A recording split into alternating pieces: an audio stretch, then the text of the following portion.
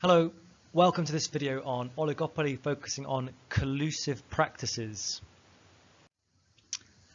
So in this video we're going to look at the terms collusion and cartel, the difference between tacit and overt collusion, look at the reasons for cartels and sometimes why they fail.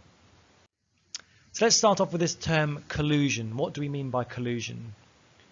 Well, collusion is an agreement between two or more parties to limit open competition by deceiving, misleading, or defrauding others to obtain an unfair market advantage. In this context, we're talking about the collusion between businesses. It's an agreement among firms to try and limit competition. So perhaps you want to divide up a market or agree prices between us, reduce the level of production, or limit the opportunities for new entrants. Which brings us on to this term cartel. A cartel is a group of producers who are apparently independent, whose goal is to increase their collective profits by either fixing prices, agreeing the prices they're going to charge, limiting, reducing the amount of supply in the market, or maybe other restrictive practices. So a cartel is when a group of businesses enter into collusion. So businesses in a cartel recognize that they're interdependent. The action of one affects the other. And so they act together in order to maximize their joint profits. Collusion lowers the cost of competition. For example, wasteful amounts of money spent on marketing. Collusion can also reduce uncertainty in the market and can guarantee higher profits, increasing producer surplus and shareholder value. Some examples of companies who've been found entering into collusive practices recently.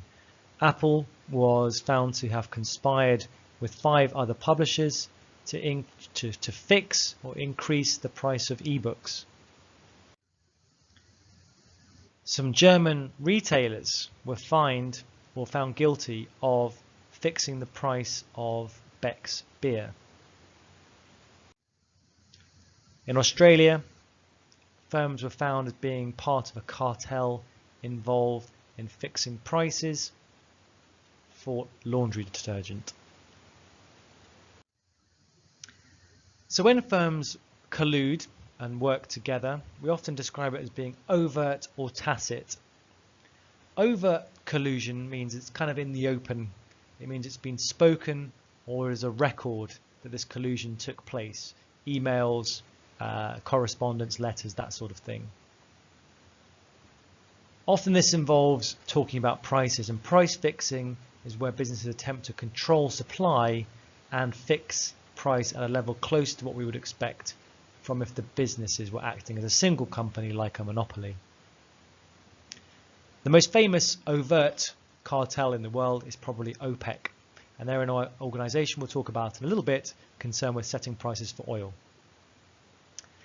Tacit collusion, sometimes known as price leadership, happens when other businesses usually accept price changes established by a dominant firm and which others then follow. So I know that one business here is the price leader, and so I follow their price, I accept their price, I don't try and compete. So really I'm kind of agreeing with them. I'm not really trying to compete.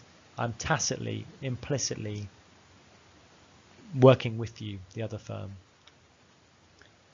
A good example here might be in the petrol industry. In the petrol retailers, we have many suppliers who follow the pricing strategies of the leading firms. So if most firms are moving price in the same direction, it can take some time for any differences to emerge.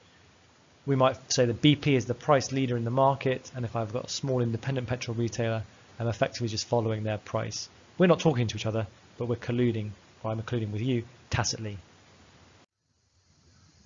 Now, collusion is easier between firms when the government, the regulators, the people who are in charge of monitoring levels of competition in markets are weak or ineffective. If the penalties for colluding, for being anti-competitive and trying to charge consumers higher prices and not competing, are relatively low compared to the gains in revenues or profits. If we have a lot of power within the market, it's easier for us to control supply. So if we have a high market share, this gives us more potential to collude between each other. If I can communicate with the other business and I trust the other business, then it's easier for us to collude. If industry products are standardized, for example, petrol, and output is easily measurable. If brands are strong, then we can collude perhaps, even if we're not the only companies in the market, because if we collude between us and we have the strongest brands, consumers might not switch. OPEC is a famous example of a cartel that engages in overt collusion. So OPEC is the organization of petroleum exporting countries. They're basically some of the largest countries that sell oil around the world. And here are the member countries in OPEC. So what these countries do is they account for a large amount of oil production. So roughly half the world's oil comes from these countries. And so they tend to try and fix the supply to maintain a high price. And this is how OPEC would work. Now, in an open market on the left-hand side for oil, we have demand and supply. We would expect a market price of P1 and a market quantity of Q1. But what OPEC do is they say, we're going to limit supply. Effectively, we're going to change the supply curve. And so at Q1, that's going to be our fixed limit of supply. Now, if they fix supply and limit the amount they produce as countries to Q1, the impact here is they can raise the market price to P1. Let's now, on the right-hand side, have a look at how this affects an individual member of the cartel. So the market prices become P1. Now these businesses, these firms that operate, these oil producing companies, will have cost curves, the standard cost curve. And then we add in the market price. Now the market price currently is P1. They're maintaining a high market price. Each firm will receive a quota, a limit for them to produce. So this is the quota for a particular firm. And if you add all the quotas together from all the firms in the cartel, then we'd get to Q1 oil production. Now what does that do for the particular firm? It ensures that the price is greater than their costs. So it ensures for this particular firm that they're making supernormal profits. So this is a profit for a business operating within an oligopoly as a cartel and staying within the quota that has been set for the business. Now you may just have a look at the diagram and say, actually, what if one country here was to cheat a little bit and produce more than their quota? Well, that would start to shift the supply curve to the right, and if firms kept doing that, eventually we'd be back on the original supply curve and back at the original market price. So this only works if firms actually stick to the quotas and agree to limit supply. So what are the costs of doing this in terms of the damage to the economy? Well, from a consumer's perspective, if I'm a person or a business that's buying oil, maybe I make petrol, then I'm damaged because I have to pay a higher price, and higher price means lost consumer surplus. Again, the price here was sustained above marginal cost, so we have no allocative efficiency. It's also going to hit lower income families harder. The cost of petrol rises. It has a regressive impact. The proportion of my income I spend on it is greater. The absence of competition here is also going to affect efficiency. So we're going to more likely to get X inefficiency because we don't have competitors. There's no incentive to innovate because we are getting rid of the competition, which loses us dynamic efficiency. Output quotas penalize those firms who want to expand. It's also harder for new businesses to enter the market. They cannot contest the position in the market because the cartel's power is reinforced. They can use that profit to maybe build extra barriers to entry. Now, often we see that cartels break down. Now, why might this be the case? Well, if we think back to our example here with OPEC, if there was falling demand in a recession, for example, falling demand for petrol, this would put a downward pressure on price. So even if they're trying to limit supply, if demand is falling, actually we might get back to a market equilibrium.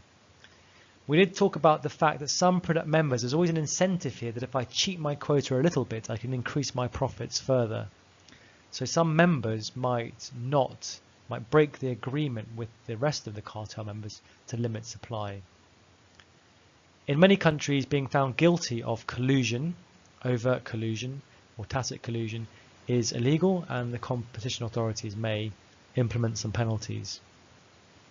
Sometimes it's not possible to stop firms entering the industry.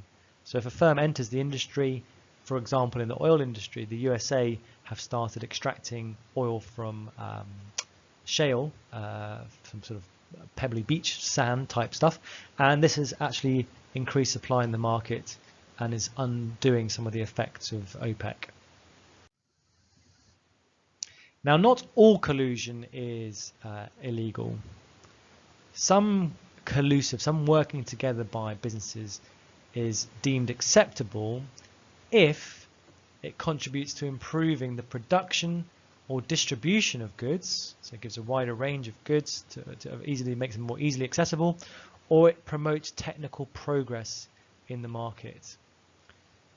So if we work together to improve standards within the industry, or share information designed to give better information to customers, or research together through joint ventures to promote innovation, then these would not be considered illegal practices.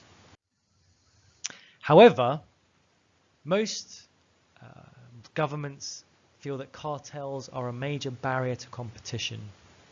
They can lead to significantly increased prices for customers, less output, less efficiency, less innovation, less choice, all of which are harmful to consumers. So governments here do not like cartels. They do not like companies colluding, agreeing things between themselves.